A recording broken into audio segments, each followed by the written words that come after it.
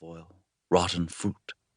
He closed his eyes happily and lived for an instant in a purely olfactory world. The distant past returned. What part of it, he could not decide.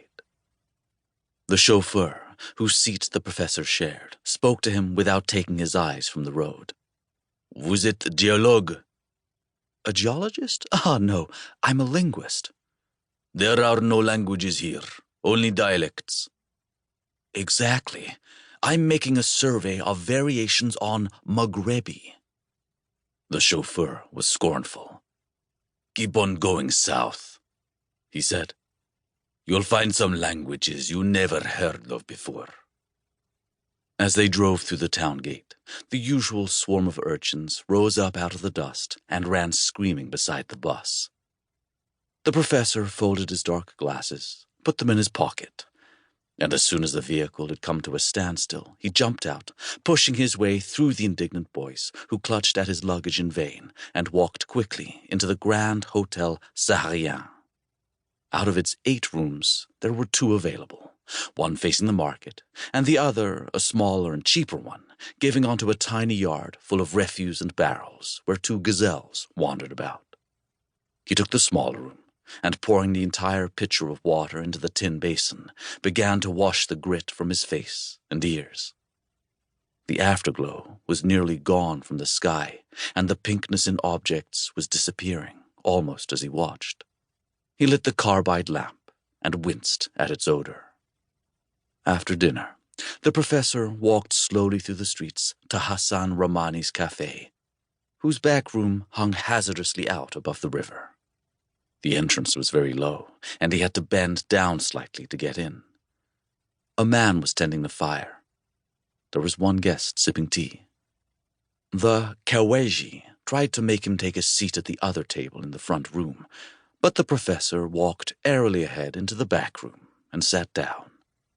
The moon was shining through the reed latticework, and there was not a sound outside but the occasional distant bark of a dog. He changed tables so he could see the river. It was dry, but there was a pool here and there that reflected the bright night sky. The Kaweji came in and wiped off the table. "Does this cafe still belong to Hassan Rahmani?" he asked him in the Maghrebi he had taken 4 years to learn. The man replied in bad French.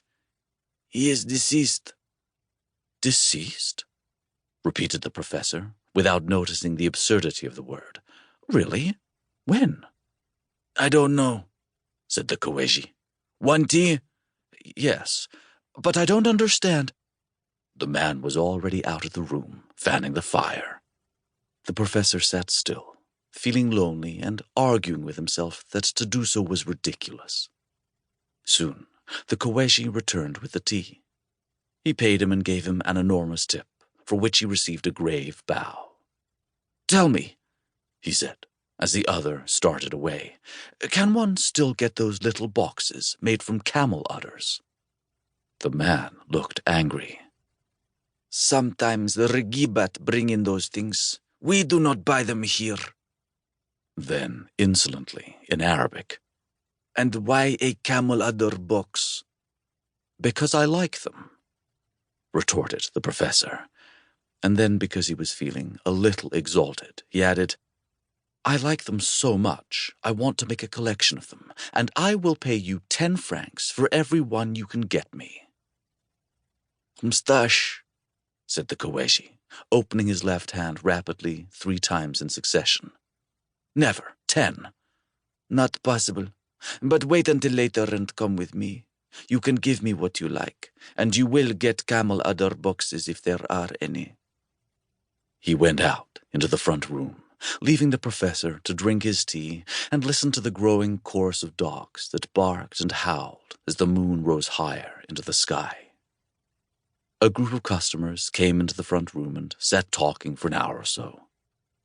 When they had left, the Kaweji put out the fire and stood in the doorway, putting on his burnous. "Come," he said. Outside in the street, there was very little movement. The booths were all closed, and the only light came from the moon. An occasional pedestrian passed and grunted a brief greeting.